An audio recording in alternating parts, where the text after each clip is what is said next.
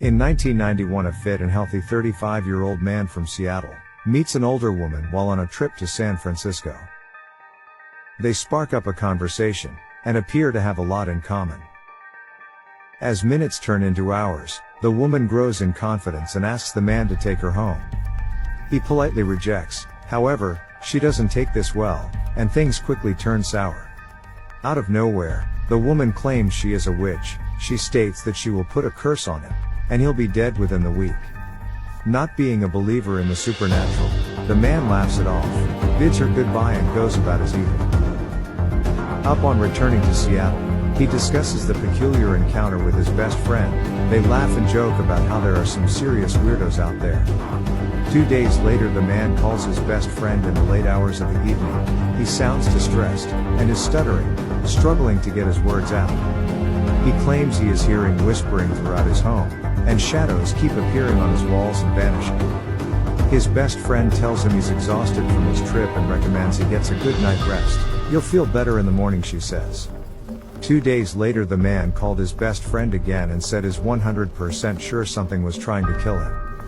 He could hear whispering coming from under his bed at night, and it was clear as a bell. That night he decided to look under his bed to investigate. He climbed out of his bed in the middle of the night, crouched on one knee, tilted his head to the right and lowered his head to the ground. All of a sudden, just like that, his body was instantaneously paralyzed. A black shadow figure emerged from under his bed, and began to stand, once fully upright. The figure then looked down and wrapped its hands around the man's neck until he was rendered unconscious.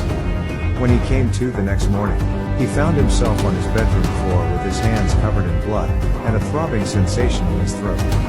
He rose from his bedroom floor and made his way to the bathroom. He noticed in his reflection his neck was swollen.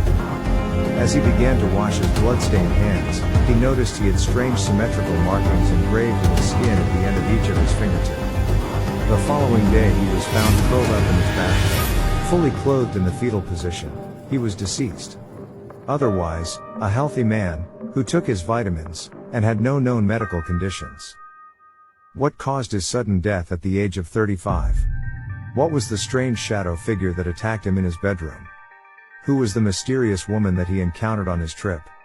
Subscribe to our YouTube channel to catch the full episode, which will be released shortly. youtube.com/truecrimemmc